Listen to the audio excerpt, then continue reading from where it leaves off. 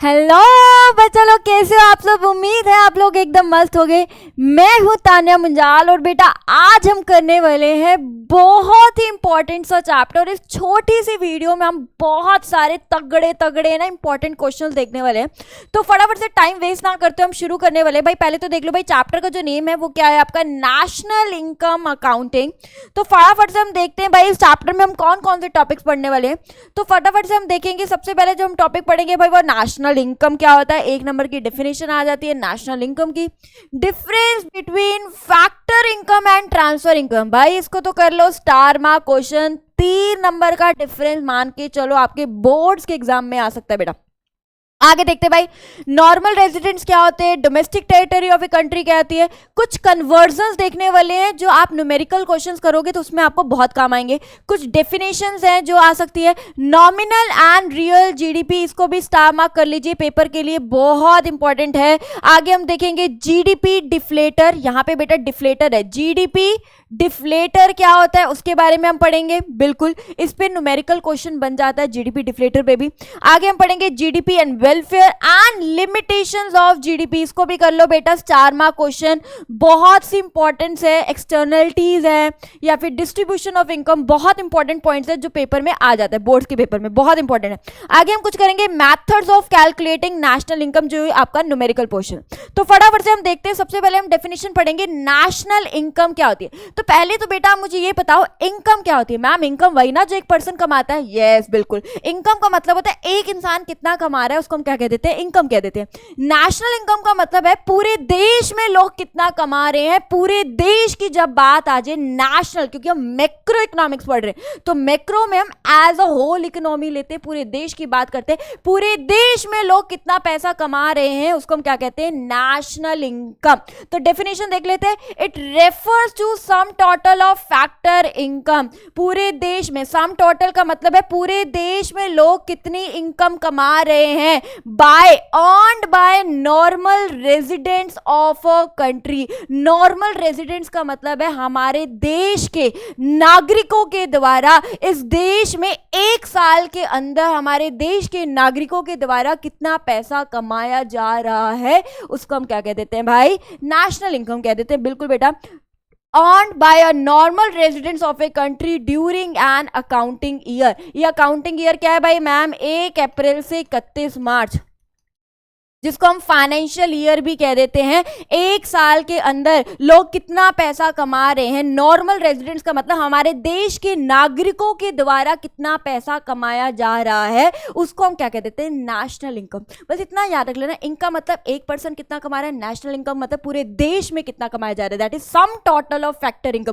कौन कमा रहा है, नॉर्मल रेजिडेंट यानी हमारे देश के नागरिक। और कितने टाइम पीरियड की बात कर रहे हैं, 1 साल की बात कर रहे हैं। ये क्या है आपका नेशनल इनकम। बाकी हम पूरी डिटेलिंग में चलेंगे। अभी फैक्टर इनकम क्या है और आपका नॉर्मल रेजिडेंट्स क्या है, इस पे क्वेश्चन आ जाता है। ओके जी बेटा, आगे हम देखने वाले हैं भाई फैक्टर इनकम क्या होता है और ट्रांसफर इनकम क्या होता है। बेटा इस फैक्टर इनकम का मतलब होता है ऐसा पैसा, ऐसी इनकम, ऐसा पैसा जो आपने अपनी सर्विसेज दी है उसके बदले में आप वो पैसा कमा रहे हो। अब मैम कौन सी सर्विसेज, तो बेटा आपने, अगर आपने पढ़ा होगा फैक्टर सर्विसेज पढ़ी होंगी। एक आपने पढ़ा है लैंड, लेबर, कैपिटल, एंटरप्रेन्योर।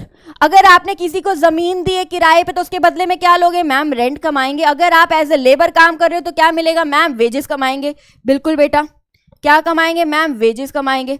अगर आपने कहीं पैसा इन्वेस्ट किया है, कैपिटल लगाई है तो मैम इंटरेस्ट कमाएंगे। अगर आपने एज ए एंटरप्रेन्योर, आप एक बिजनेसमैन की तरह काम कर रहे हो, आप उसको क्या कह सकते हैं, बिजनेसमैन क्या करते हैं, बिजनेस को मैनेज करते हैं, तो वो क्या कमाएगा मैम, प्रॉफिट कमाएगा। बिल्कुल बेटा, क्या कमाएगा, प्रॉफिट कमाएगा। तो यहां क्या बात कर रहे हैं, आपने अपनी फैक्टर सर्विसेज दी है उसके बदले में आप ये पैसा कमा रहे हो। मुफ्त में पैसा नहीं कमा रहे कि कोई आपको जाके चंदा देगा ले रकमा ले, मुफ्त में नहीं है, अर्न्ड इनकम है। फैक्टर इनकम का मतलब है ऐसी इनकम जो आप कमा रहे हो बाय प्रोवाइडिंग फैक्टर सर्विसेज। आप अपना पैसा जो कमा रहे हो ना, आपने अपनी सर्विसेज दी है, आपने किसी को अपनी जमीन दी है, आप एज ए लेबर काम कर रहे हो, खून पसीना निकाल रहे हो, आप अपना पैसा इन्वेस्ट कर रहे हो तो इंटरेस्ट मिल रहा है आपको।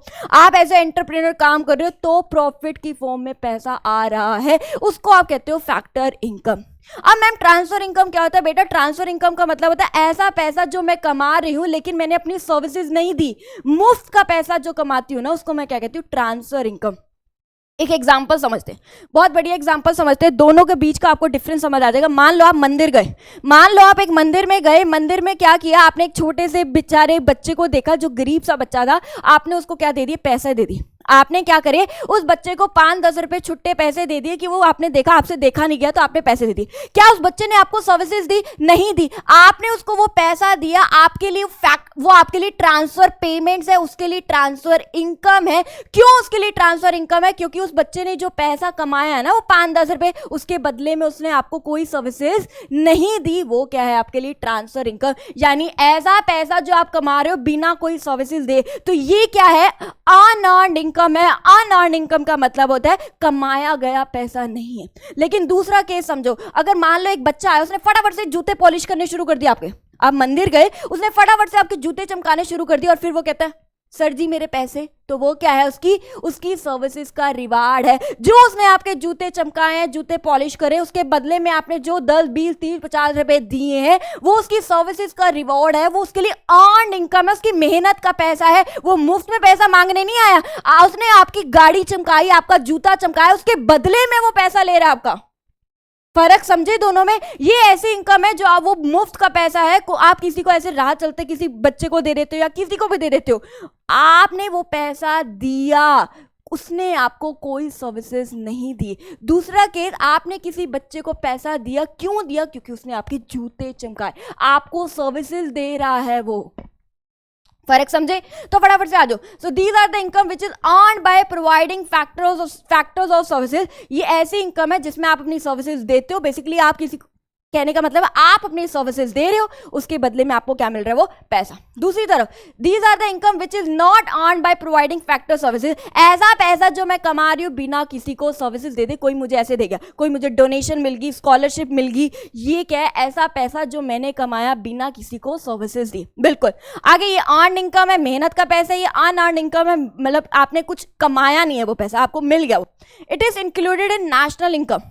अब अगर एक एग्जाम्पल दूं, माँ बाप पैसा कमा रहे मेहनत से, तो वो क्या है उनके लिए? Factor income. अपनी उन्होंने सर्विसेज दी या जो भी करो, किसी भी फॉर्म में जो कमा रहे, है ना।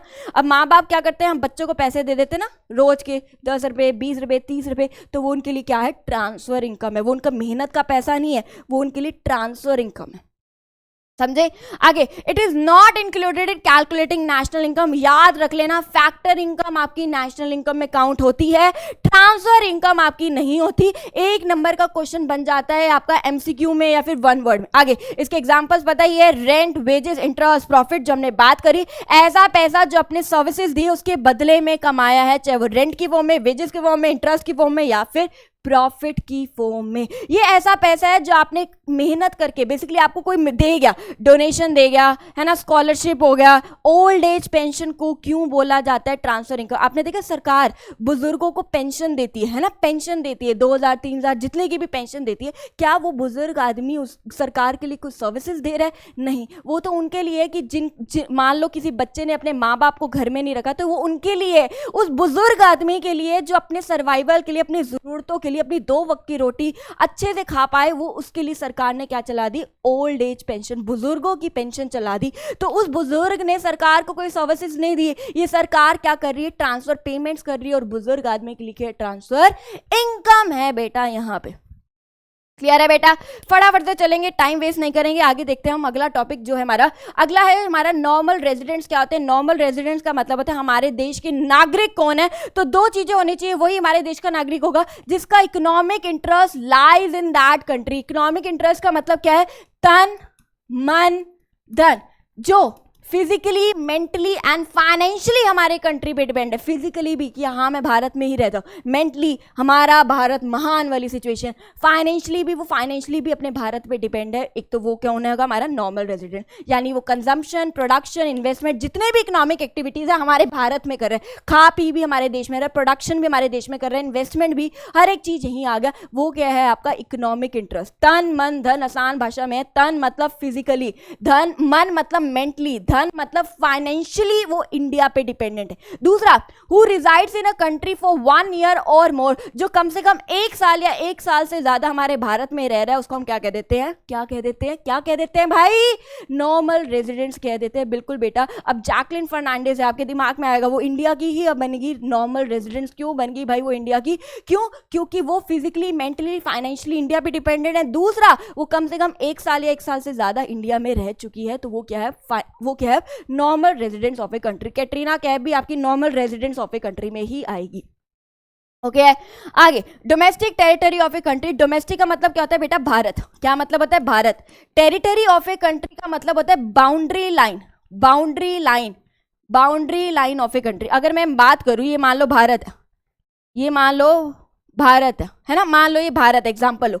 Domestic territory of a country का मतलब होता है भारत की बाउंड्री लाइन के अंदर जब सारी एक्टिविटीज हो रही हो, consumption, production, investment, exchange of goods and जितना भी काम हो रहा है, जो भी काम हो रहा है, सेल, परचेज, हर एक चीज भारत के अंदर हो रही हो, उसको हम क्या कहते हैं, domestic territory of a country. Domestic का मतलब होता है Bharat, territory of a country का मतलब होता है बाउंड्री लाइन। इस भारत की बाउंड्री लाइन के अंदर जब सारी एक्टिविटीज हो रही हो, उसको हम क्या कह देते हैं, domestic territory of a country. चलो जी आगे चलते हैं, फटाफट से देखते हैं भाई। अब बेटा कुछ कन्वर्जन्स पढ़ने वाले हैं। बेसिकली कन्वर्जन्स आपके काम आएंगी न्यूमेरिकल पोर्शन को करने के लिए। बहुत ध्यान से समझना, फास्ट चलेंगे क्योंकि हमारी कोशिश है छोटी वीडियो में आपको ज्यादा चीजें मिले। चलो जी, पहली क्या है आपकी, डोमेस्टिक इनकम। पहले तो याद रखना, डोमेस्टिक इनकम को हम NDP@FC से डिनोट करते हैं और नेशनल इनकम को हम बेटा NNP@FC से डिनोट करते हैं। क्लियर है? ये देखो, डोमेस्टिक इनकम, डोमेस्टिक इनकम से आप नेशनल इनकम कैसे आओगे, आप नेशनल इनकम कैसे आओगे? तो डोमेस्टिक इनकम का मतलब है भारत में पैसा कमाया जा रहा है। अब नेशनल इनकम पे आना है, तो नेशनल इनकम का क्या मतलब है, मान लो अगर आपने किसी को सर्विसेज दी है तो पैसा देश में आएगा। किसी को सर्विसेज देने का मतलब है बाहर की कंट्रीज को सर्विसेज दी है तो पैसा देश में आएगा। That is factor income from abroad, factor income from abroad. Clear है? इसको हम क्या कर देंगे, प्लस, क्योंकि देश में पैसा आ रहा है, प्लस हो रहा है। अगर मान लो आपने उनसे सर्विसेज ली है, अगर आपने उनसे सर्विसेज ली है तो देश से पैसा जाएगा, जाएगा यानी फैक्टर इनकम टू अब्रॉड, बाहर जा रहा है पैसा, तो जा रहा है तो देश से पैसा जा रहा है तो यानी माइनस कर देंगे, माइनस का फैक्टर इनकम टू अब्रॉड। आप कहां पे पहुंच जाओगे, नेशनल इनकम पे। एक चीज और ध्यान देना, ये factor income from abroad minus factor income to abroad को आप net factor income from abroad भी बोलते हो। यहाँ आई की जगह वाई भी लिख सकते हो। बेसिकली यहाँ बच्चे कहते हैं आई मतलब इन्वेस्टमेंट, यहाँ पे वाई लिख दोगे चलेगा। इनकम को हम वाई से डिनोट कर देते हैं ना, इसलिए। ठीक है, तो ये क्या बन गया आपका net factor income from abroad. हमेशा याद रख लेना एक चीज शॉर्टकट, किसी चीज में से किसी चीज को आगे माइनस करते हैं तो हमेशा आगे नेट लग जाता है और आगे जो वैल्यू आती है वो हमेशा पॉजिटिव वाली आती है। आगे क्या लग जाएगा, इस चीज में से इस चीज को माइनस किया यानी factor income from abroad minus factor income to abroad यानी net factor income from abroad हो जाएगा। क्लियर है इतना? बिल्कुल। अब मैम डोमेस्टिक इनकम से नेशनल इनकम कैसे आना है वो हमें पता चल गया, plus factor income from abroad minus factor income to abroad. अगर मैम हमें पहुंचना है डोमेस्टिक इनकम पे तो क्या करेंगे, तो आप क्या करोगे, उल्टा कर दोगे ट्रीटमेंट। उल्टा करने का मतलब नेशनल इनकम में जो प्लस था उसको कर दोगे माइनस, जो माइनस था उसको क्या कर दोगे, प्लस, यानी national income minus factor income from abroad plus factor income to abroad equal to domestic income. Clear है इतना? ट्रीटमेंट उल्टा कर दोगे। आगे बेटा, ग्रोथ से नेट कैसे पहुंचना है, ग्रोथ से नेट की तरफ कैसे पहुंचना है, तो एक एग्जांपल समझो। मान लो आपने 1 अप्रैल को फोन खरीदा 50,000 का, 1 अप्रैल को आपने फोन खरीदा 50,000 का। 1 साल बाद आपने सोचा 31 मार्च को कि आप फोन बेचोगे। क्या आप 50,000 में फोन बेच पाओगे? मैम बिल्कुल नहीं बेच पाओगे। बिल्कुल मैम, अब उसकी वैल्यू होगी 40,000, मतलब 10,000 का क्या लगा मैम, इसके ऊपर क्या लगा, डिप्रीसिएशन लगा 10,000 का। तो जितने में आपने फोन खरीदा उसको आप कहते हो ग्रोस वैल्यू। क्या बोलते हो, ग्रोस वैल्यू।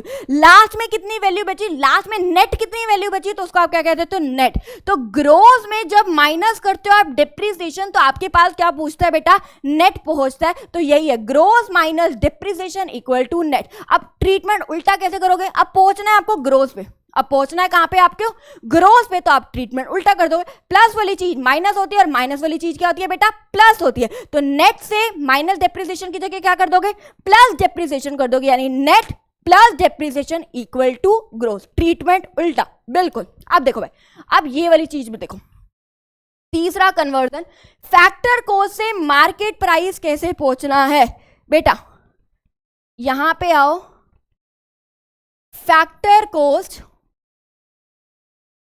से मार्केट प्राइस कैसे पहुंचना। फैक्टर कॉस्ट क्या होता है, सबसे पहले दिमाग में लाओ मैम, फैक्टर कॉस्ट का मतलब होता है, मतलब मान लो अगर मेरी इंडस्ट्री है शूज बनाने की, तो मैंने बात करी मेरे को एक जूता बनाने पे खर्चा हुआ 1000 रुपए का, यानी कॉस्ट मतलब खर्चा, यानी मुझे कितना खर्चा हुआ, फैक्टर कॉस्ट का मतलब यही हुआ 1000 रुपए। मार्केट प्राइस में का मतलब है मार्केट में जाके मैं किस रेट पे बेच रहा हूं, मार्केट प्राइस क्या है, मार्केट में जाके मैं किस रेट पे बेच रहा हूं, वो क्या आपका मार्केट प्राइस। बनाने का खर्चा क्या था, 1000 रुपए। अगर मान लो गवर्नमेंट ने टैक्स लगाया मुझ पे, जीएसटी या कुछ भी ले लो, अब मैं गवर्नमेंट को टैक्स पे कर रही हूँ, बिल्कुल, अब मैं वसूल किससे करूंगी, मैम कस्टमर से वसूल करूंगी टैक्स, है ना, यानी मैं क्या कर दूंगी, कस्टमर के प्रोडक्ट के प्राइस में महंगा कर दूंगी और कस्टमर से क्या कर लूंगी, वसूल कर लूंगी वो पैसा। तो इनडायरेक्ट टैक्स को मैं यहाँ क्या कर देती हूँ, प्लस कर देती हूँ। मान लो 100 रुपए का इनडायरेक्ट टैक्स मैंने क्या कर दिया, प्लस कर दिया। क्यों कर दिया, ऑब्वियसली मैंने गवर्नमेंट को पे किया, लेकिन मैं क्या कर लूंगी, कस्टमर से वसूल कर लूंगी, उसके लिए मैं प्रोडक्ट को क्या कर दूंगी, महंगा कर दूंगी, 100 रुपए ऐड कर दिया। मान लो गवर्नमेंट ने मुझे सब्सिडी दे दी, मैंने बहुत अच्छा काम किया, मतलब बैकवर्ड एरिया में इंडस्ट्री खोली, तो गवर्नमेंट ने मुझे सब्सिडी दे दी, छूट दे दी। अगर गवर्नमेंट मुझे छूट दे रही है तो मैं सोचती हूँ मैं भी अपने कस्टमर्स को छूट दे दूं, इसके लिए मैंने प्रोडक्ट क्या कर दिया, थोड़ा सस्ता कर दिया, माइनस क्या कर दी बेटा, सब्सिडीज कर दी। तो माइनस कर देती हूँ, मान लो मैं 100 रुपीज की सब्सिडीज कर दी माइनस, तो अब देखो 1000 प्लस 100 1100, 1100 माइनस 100, तो ये क्या हो गया, 1000 पे ही बचा। ये क्या है मेरे पास, मार्केट प्राइस। अब बच्चे कहेंगे मैम प्रॉफिट, मार्केट में जाके प्रॉफिट नहीं कमाएगा, तो बेटा अगर मैं प्रॉफिट इसमें ऐड कर देती हूँ ना, तो वो सेलिंग प्राइस बच जाता है कि किस रेट पे मैं बेच रही हूँ, बट यहाँ पे हमें क्या निकालना है, only and only market price निकालना है। क्लियर है, इतना क्लियर है। ये है आपका फैक्टर कोड से मार्केट प्राइस कैसे पहुंचते हैं, इनडायरेक्ट टैक्स को प्लस करते हो, सब्सिडीज को माइनस करते हो, तो आपके पास क्या पहुंच जाता है, मार्केट प्राइस पहुंच जाता है। लेकिन बेटा अगर हमें ट्रीटमेंट करना है पुट्ठा, यानी फैक्टर कोस्ट पे पहुंच रहे हैं, एमपी हमारे पास गिवन है, तो आप क्या करोगे, प्लस वाली चीज माइनस, माइनस वाली चीज प्लस, यानी MP minus indirect tax plus subsidy equal two factor cost. बिल्कुल बेटा, यही है हमारा टॉपिक बेटा, यही हमारे 3 कन्वर्जन्स है जो आपको याद करने पड़ेंगे न्यूमेरिकल्स को अच्छे से करने के लिए। क्लियर है बेटा, चलो जी अब आगे देखते हैं कुछ डेफिनेशन। बहुत अच्छी ट्रिक समझाने वाली हूँ। देखो फास्ट है आई नो, बिकॉज हमें छोटी वीडियो में कोशिश है कि हम ज़्यादा चीज़ें कवर कर पाए और आपके लिए एक रिवीजन चल रही है ना। उम्मीद है आपको अच्छे से समझ आ रहा होगा। अब आप ये चीज़ देखिए, आपके लिए मैं कुछ डेफिनेशंस लेके आई हूँ, जो डेफिनेशन आपको रटनी नहीं, आप खुद बनाओगे। तो फटाफट से देखो, ये एमपी का मतलब पता है क्या होता है बेटा, यहाँ पे जीडीपी एट एमपी है, तो एमपी का मतलब होता है मार्केट वैल्यू या मार्केट प्राइस। मार्केट वैल्यू लिख देती हूँ। पी का मतलब क्या है, प्रोडक्ट। प्रोडक्ट का मतलब क्या है, या तो वो गुड्स होगा या फिर वो क्या होगा, सर्विसेज होगा। बिल्कुल मैम, ठीक है जी। डी का मतलब क्या है मैम, डी का मतलब होगा, डी मतलब domestic territory of a country. D मतलब डोमेस्टिक, भारत की बॉर्डर लाइन के अंदर। डी मतलब ma'am domestic territory of a country, Bharat के अंदर की बात करें।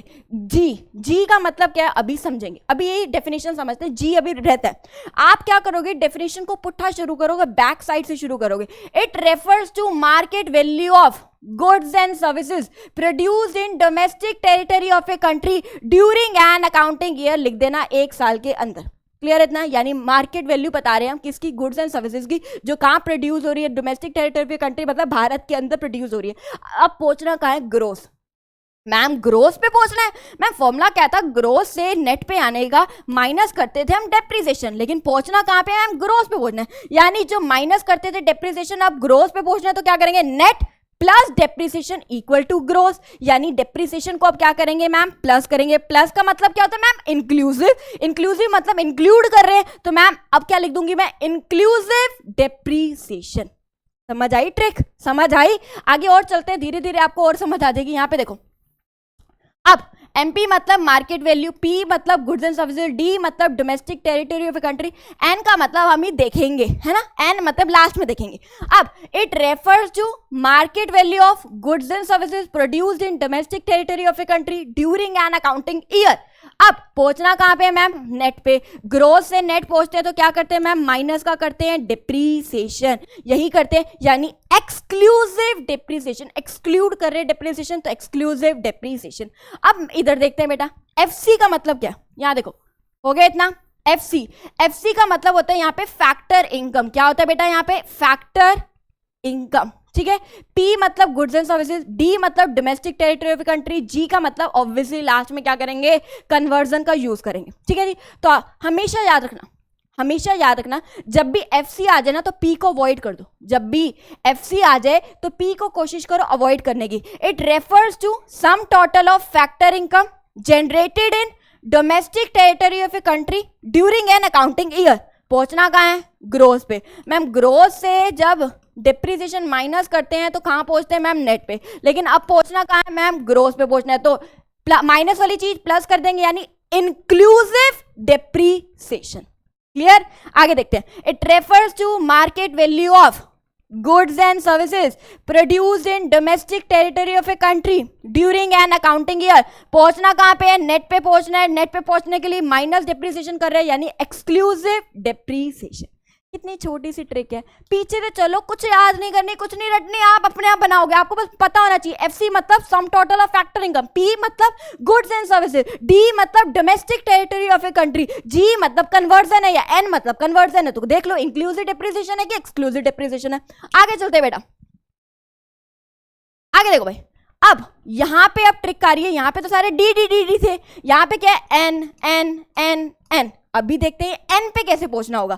देखो बेटा, अब एन का मतलब यहाँ पे क्या है, नेशनल की बात हो रही है। अगर आपको पता है ऊपर वाला फर्स्ट जो होती है या तो वो ग्रोस होती है या नेट होती है, दूसरा या तो डोमेस्टिक होगा या नेशनल होगा। ये पी मतलब हमेशा क्या होगा, प्रोडक्ट होगा। यहाँ पे या तो एमपी होगा या एफसी होगा। एमपी मतलब मार्केट वैल्यू, एफसी मतलब sum total of factor income होगी। यहाँ पे फैक्टर कॉस्ट होती है यहाँ पे, ठीक है जी। अब नेशनल कैसे पहुंचते हैं बेटा, हमें पता है डोमेस्टिक से नेशनल पहुंचते हैं तो हम क्या करते हैं, प्लस करते हैं factor income from abroad, minus करते हैं फैक्टर इनकम टू अब्रॉड। यही यहाँ पे आपको कन्वर्जन करना है, सिंपल है कन्वर्जन। आगे आपके लिए डेफिनेशन ऐसे है भाई, ये क्या है, यही तो है। क्या करना है, पीछे तो शुरू हो जाओ, तो देखते हैं भाई, शुरू होते हैं। It refers to market value of, P मतलब goods and services produced in domestic territory of a country during an accounting year. Ma'am अभी तो डोमेस्टिक तो हुआ है, यहाँ पे तो हमें नेशनल पूछना है, तो देख लेते हैं। Inclusive factor income from abroad, exclusive factor income to abroad. पहुंचना कहाँ पे, ग्रोथ पे है। ग्रोथ से डिप्रीसिएशन माइनस करते हैं तो पहुंचते हैं नेट पे। बिल्कुल, पहुंचना कहाँ है, ग्रोथ पे, यानी inclusive depreciation. Fast, it refers to market value of goods and services produced in domestic territory of a country during an accounting year. Inclusive factor income from abroad, exclusive factor income to abroad. Net पे पहुंचना है, net पे पहुंचना है, exclusive depreciation. आगे FC मतलब factor income. जब FC आ जाए तो पी को क्या कर देंगे भाई, भाड़ में जाए, ignore. It refers to sum total of factor income generated in domestic territory of a country during an accounting year. Inclusive factor income from abroad, exclusive factor income to abroad. अब पहुंचना कहां पे, ग्रोथ पे। Growth पे पहुंचना यानी उल्टा, minus वाली चीज प्लस, इंक्लूसिव डिप्रीसिएशन। आगे it refers to sum total of factor income, P ignore. N पे पहुंचना है, it refers to sum total of factor income generated in domestic territory of a country during an accounting year.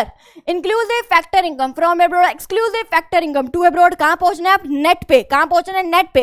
Exclusive depreciation. ऐसे करो, पीछे से चलो, conversion शुरू हो जाएगा। बेसिकली आपको देखना है डी है कि एन है, जी है कि एन है, ये चेक करना पड़ेगा। कुछ भी नहीं है, बस पीछे से चलो, रटना कुछ नहीं। क्लियर है, चलो आगे चलते हैं।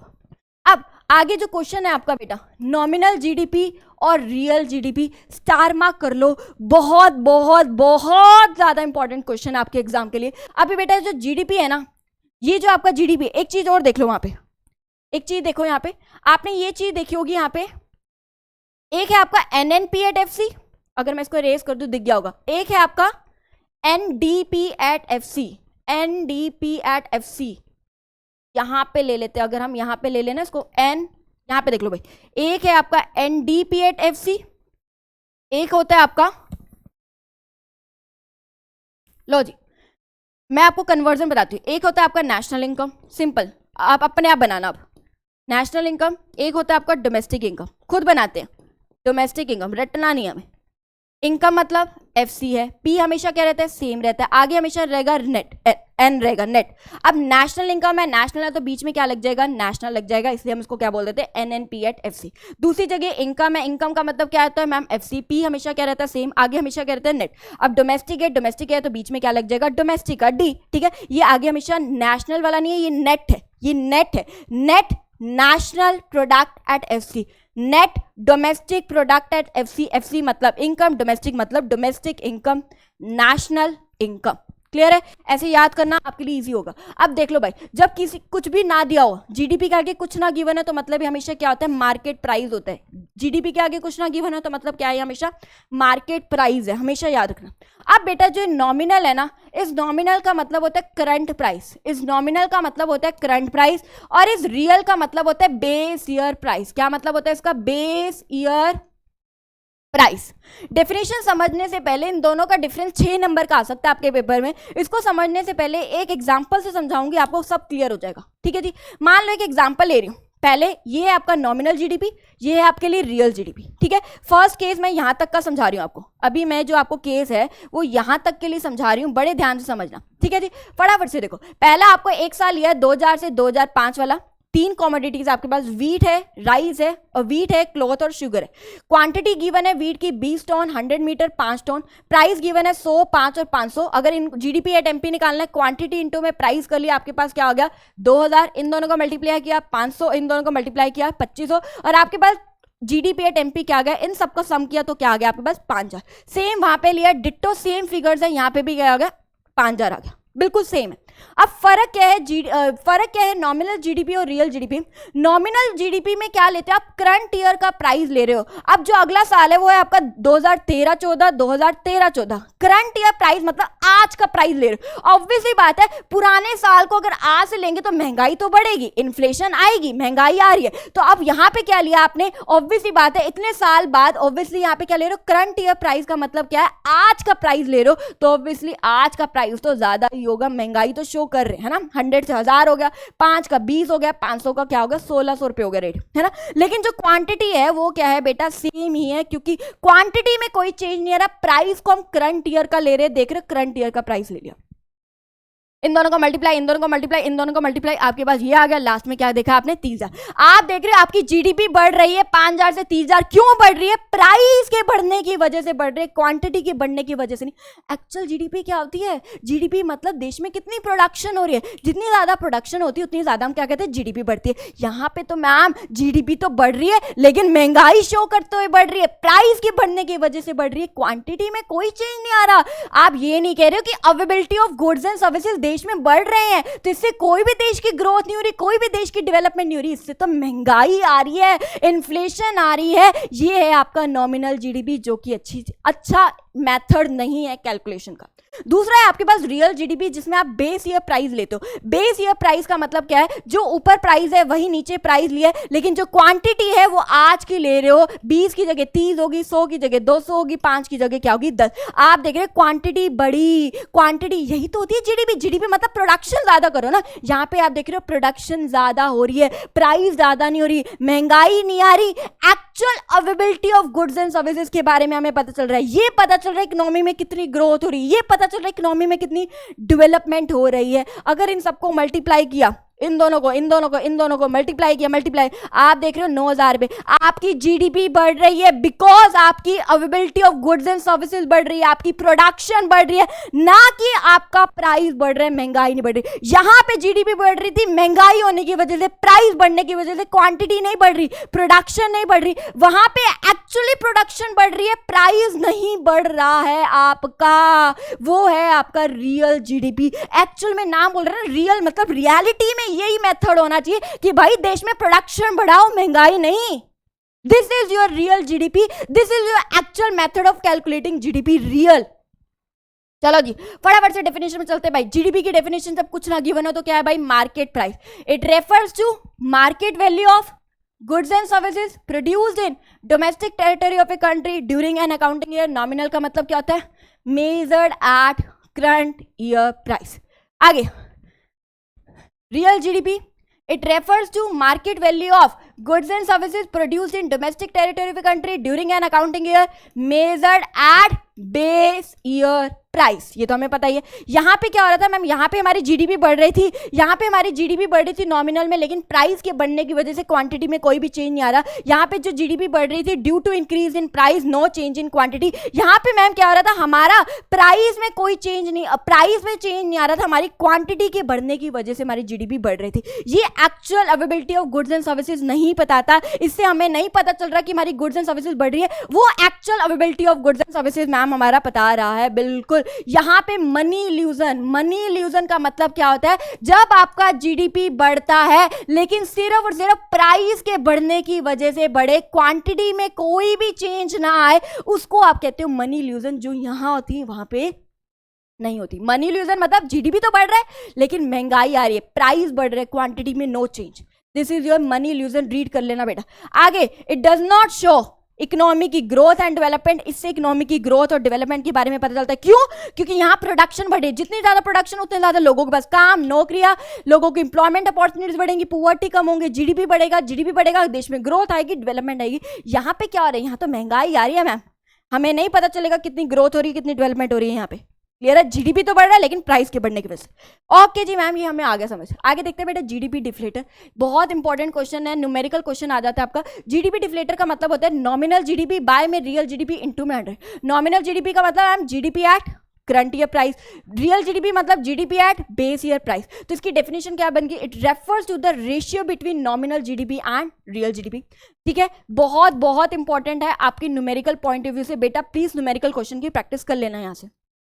आगे आपका GDP and welfare, GDP and welfare का मतलब क्या है, पॉजिटिव एस्पेक्ट्स बताने हैं, मतलब बेनिफिट्स बताने, एडवांटेजेस बताने जीडीपी बढ़ने के। अब आप खुद सोचो, जीडीपी का मतलब क्या है मैम, देश में प्रोडक्शन बढ़ रही है, जितनी ज्यादा प्रोडक्शन ज्यादा होगी, प्रोडक्शन मतलब लोगों के पास काम ज्यादा होगा, जितना ज्यादा लोगों के पास काम होगा उतना ज्यादा लोगों के पास पैसा होगा, जितना लोगों के पास पैसा उतनी गरीबी देश में कम, इनइक्वालिटी कम, जितना पैसा होगा उतनी लोग डिमांड करेंगे, जितनी डिमांड करेंगे फिर से प्रोडक्शन बढ़ेगी, फिर से जीडीपी बढ़ेगा। ये फायदा है जीडीपी बढ़ने का। जीडीपी बढ़ने का मतलब प्रोडक्शन बढ़ी, लोगों के पास काम आया, पैसा है, गरीबी कम हुई, देश में लोगों के पास पैसा है तो डिमांड करेंगे तो बनाने वाला और बनाएगा, प्रोडक्शन बढ़ेगी, प्रोडक्शन बढ़ते ही देश का जीडीपी बढ़ेगा। ये क्या है, जीडीपी एंड वेलफेयर। नाम से पता चला जीडीपी से क्या वेलफेयर होगा।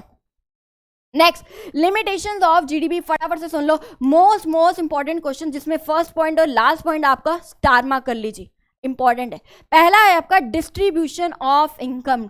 देखो भाई, हम बात करें जीडीपी बढ़ने से क्या नुकसान हो रहे, मतलब जीडीपी की हमें फायदे तो पढ़ ली, अब नुकसान क्या है। देखो भाई, जीडीपी मतलब मैम क्या है, मैम प्रोडक्शन बढ़ रही, बहुत अच्छी बात है, प्रोडक्शन बढ़ रही। प्रोडक्शन का मतलब क्या है, लोगों के पास काम आ रहा है, मतलब लोगों के पास पैसा आ रहा है, लेकिन मैम जो पैसा आ रहा है वो अनइक्वल वे में आ रहा है। अनइक्वल का मतलब होता है अनइक्वल डिस्ट्रीब्यूशन ऑफ इनकम हो रहा है, यानी अमीर और अमीर हो रहे हैं, गरीब और गरीब हो रहे हैं, इनइक्वालिटी आ रही है देश में, अमीरों के पास ज्यादा पैसा है, गरीबों के पास नहीं है। एग्जाम्पल से समझाओ मैम, ऐसे तो हमारी बुद्धि में जाता नहीं। तो बेटा मान लो ये हॉस्पिटल है, हॉस्पिटल में एक डॉक्टर भी चाहिए और एक कंपाउंडर भी चाहिए। आप खुद जानते हो डॉक्टर एक ऑपरेशन का लाखों रुपए कमा लेते हैं, वही दूसरी तरफ कंपाउंडर पूरे साल इतना पैसा नहीं कमा पाता। ये है अनइक्वल डिस्ट्रीब्यूशन ऑफ इनकम। अमीरों के पास और पैसा आ रहा है, गरीबों के पास और पैसा कम आ रहा है।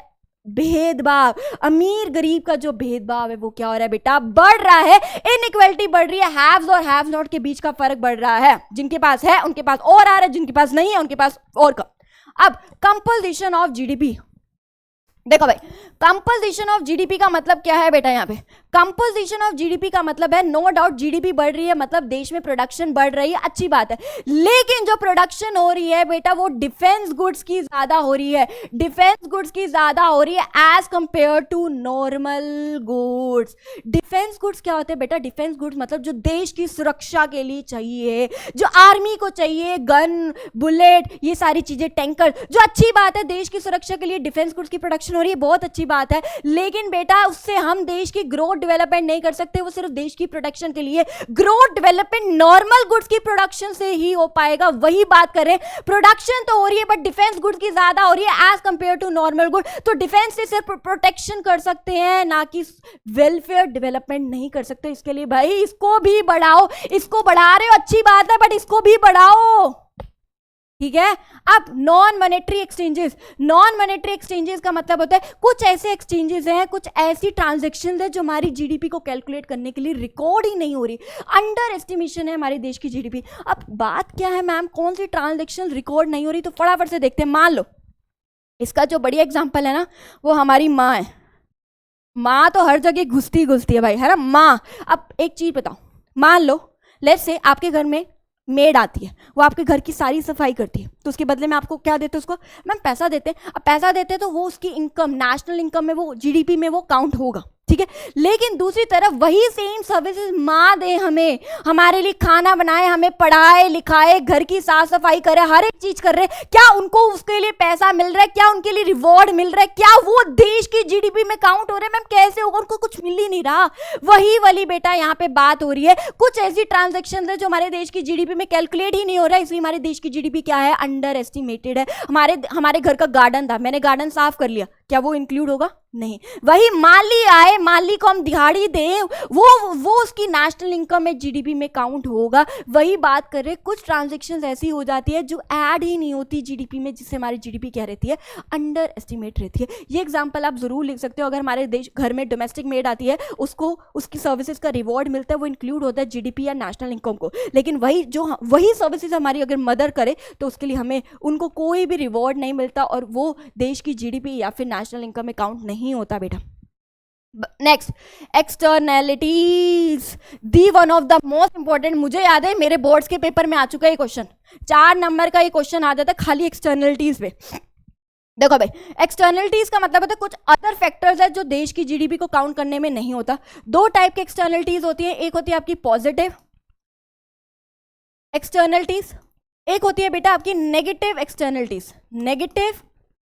एक्सटर्नलिटीज। पॉजिटिव एक्सटर्नलिटीज क्या होती है? पॉजिटिव एक्सटर्नलिटीज का मतलब ऐसे कुछ अदर फैक्टर जो देश पे पॉजिटिव इंपैक्ट लेके आ रहा है, जो हमारे एनवायरमेंट पे पॉजिटिव इंपैक्ट लेके आ रहा है, लेकिन फिर भी जीडीपी को कैलकुलेट करने में वो काउंट नहीं हुआ। नेगेटिव एक्सटर्नलिटीज का मतलब है जो हमारे एनवायरमेंट पे नेगेटिव इंपैक्ट लेके आया, लेकिन फिर भी हमारे देश की जीडीपी को कैलकुलेट करने के लिए वो काउंट नहीं हुआ, जिससे हमारे देश की जीडीपी क्या है बेटा? अंडर एस्टिमेट है। अंडर एस्टिमेट मतलब कम काउंट हो रही है। इसका एग्जांपल बताओ मैम, इसका एग्जांपल बताओ। बिना एग्जांपल के तो कहानी नहीं चलती इकोनॉमिक्स में। मान लो एग्जांपल लेते हैं, एक पर्सन है ए, एक पर्सन है बी, ठीक है जी। एक गार्डन है, ये गार्डन ले लो, है ना। ये जो गार्डन है वो ए का है, ए पर्सन ए है, बी है, ये गार्डन ए का है। बी देखता है रोज यार गार्डन इतना गंदा है, ए जमा साफ सफाई नहीं करता, तो बी ने क्या किया, संडे का दिन था, एतवार का दिन था, तो उसने कहा चल मैं ही कर देता हूँ सफाई। उसने क्या किया, गार्डन की सफाई करी। क्या अब ए उसको कुछ पैसे देगा? नहीं यार, उसने तो समाज की सेवा कर दिया, ठीक है, गार्डन साफ कर दिया, पत्ते पुत्ते उठा दिया ना, झाड़ू झूड़ू लगा दी, वो वाली बात है। क्या बी को उसकी सर्विसेज का रिवॉर्ड मिलेगा? नहीं मिलेगा। तो क्या वो अब नेशनल इनकम जीडीपी में इंक्लूड होगा? नहीं होगा। अगर दूसरी तरफ अगर हम ले ले, यही गार्डन अगर माली करे, गार्डनर करे, तो क्या उसको पैसा नहीं मिलेगा? मैम वो तो एक तिनका ना उठाए बिना उसके पैसे के। तो अब ए क्या देगा? उसको पैसा देगा, उसके पास पैसा आएगा जो नेशनल इनकम या जीडीपी में ऐड होगा। वही बात कर रहे हैं, इस बी ने जो सर्विसेज दी जिससे पॉजिटिव इंपैक्ट हुआ, एनवायरमेंट में साफ सफाई हुई, लेकिन उसको उसके बदले में कोई रिवॉर्ड नहीं मिला, और वो जीडीपी में कैलकुलेट नहीं हो रहा। क्लियर है? दूसरी तरफ देखते हैं बेटा नेगेटिव एक्सटर्नलिटीज मतलब एनवायरमेंट पे नेगेटिव इंपैक्ट पड़ा। अब यहाँ पे एक एग्जांपल लेते हैं। मान लो ये इंडस्ट्री है जो बहुत प्रोडक्शन कर रही है, जीडीपी बढ़ रहा है, अच्छी बात, लेकिन यही इंडस्ट्री बहुत ज्यादा एयर पॉल्यूशन कर रही है, वाटर पॉल्यूशन कर रही है, नॉइज पॉल्यूशन कर रही है। क्या वो फैक्टर्स हमने ऐड करे जीडीपी को फाइंड आउट करने में? मैम नहीं करे। हमने तो ये बताया जीडीपी बढ़ रही है क्योंकि प्रोडक्शन अच्छी कर रही है वो, लेकिन वही air pollution, noise pollution, water pollution इतना ज्यादा एनवायरनमेंट को पॉल्यूट कर रही है। क्या वो फैक्टर, वो नेगेटिव इंपैक्ट जो एनवायरनमेंट पे हो रहा है, क्या वो जीडीपी में ऐड हुआ? नहीं हुआ। वही बात है, एक्सटर्नलिटीज का मतलब कुछ पॉजिटिव फैक्टर्स है, कुछ नेगेटिव फैक्टर्स है जो ऐड नहीं होते, कैलकुलेट नहीं होते जीडीपी को निकालने में, जिसकी वजह से जीडीपी क्या रहती है भाई? अंडर एस्टिमेट रहती है। ये है आपके कुछ पॉइंट्स। बिल्कुल। अब बेटा अगला क्वेश्चन जो है आपका वो है ग्रीन जीएनपी पे। जीएनपी ऑब्वियसली आपको समझ आ गया होगा, ग्रोस नेशनल प्रोडक्ट, जीडीपी पे ही है। वैसे ग्रीन का मतलब क्या? ग्रीन मतलब हरियाली से हो गया ना, एनवायरमेंट से रिलेटेड हो गया। ये कहता है कि भाई देश में प्रोडक्शन करो, जीडीपी बढ़ाओ, अच्छी बात है, प्रोडक्शन होगी, अच्छी बात है, लेकिन दो चीजों को ध्यान रखो भाई, एक तो एनवायरमेंट को पॉल्यूट नहीं करना, दूसरा नेचुरल रिसोर्सेज को हार्म नहीं करना। मान लो मैंने इंडस्ट्री लगाई, प्रोडक्शन कर रही हूँ, जीडीपी बढ़ रहा है, वही मैं देख रही हूँ एनवायरमेंट इतना ज्यादा पॉल्यूट कर रही हूँ, वो ग्रीन जीएनपी नहीं है। वही इंडस्ट्री को लगाने के लिए मैंने कितने जानवरों को, कितने पेड़ पौधे काटे, वो भी ग्रीन जीएनपी नहीं है। ग्रीन जीएनपी का मतलब होता है भाई जीडीपी बढ़ाओ, प्रोडक्शन करो, बट दो चीजों को ध्यान रखो, एक तो पेड़ पौधे नहीं काटो यानी नेचुरल रिसोर्सेज को हार्म मत करो, दूसरा एनवायरमेंट को पॉल्यूट ना करो। ये है आपके ग्रीन जीएनपी। लो जी, अब आगे बेटा कुछ मेथड्स है कैलकुलेटिंग नेशनल इनकम।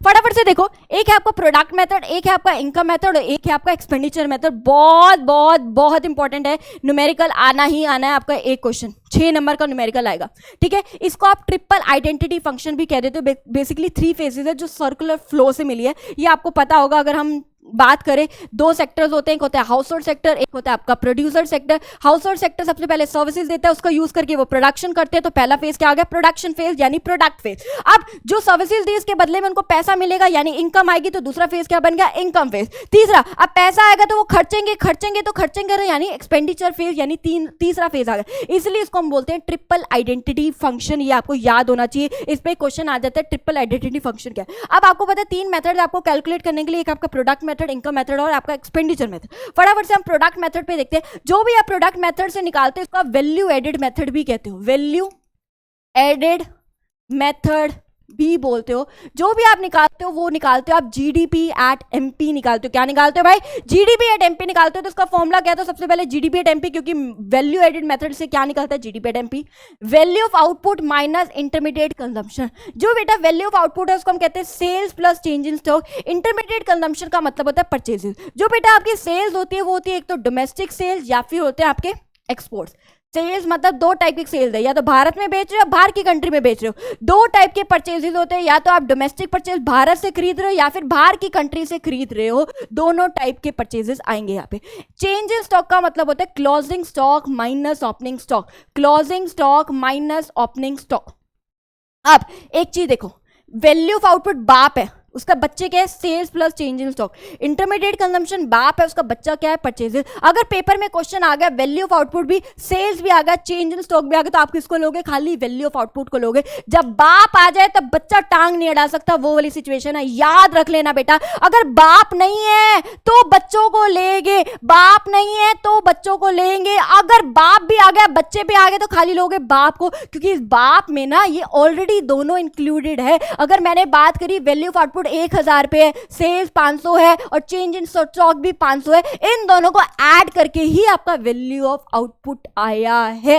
याद रख लेना, बाप तो बच्चा बाजले, वो वाली सिचुएशन है, ठीक है। याद रखना, value of output minus intermediate consumption. आगे आपका इनकम मेथड जो आप निकालते हो इसे एनडीपी एट एफसी। क्यों, नेशनल, याद है आपको डोमेस्टिक इनकम है, बेसिकली इनकम है तो एफसी, पी का पी लास्ट यहाँ रहता है, एन का एन। अब डोमेस्टिक इनकम निकाल रहे हैं तो बीच में क्या आ जाएगा, डी आ जाएगा। तो ये क्या आपका डोमेस्टिक इनकम, देश की इनकम निकाल रहे हैं बेसिकली, तो ये क्या आपका एनडीपी एट एफसी होगा।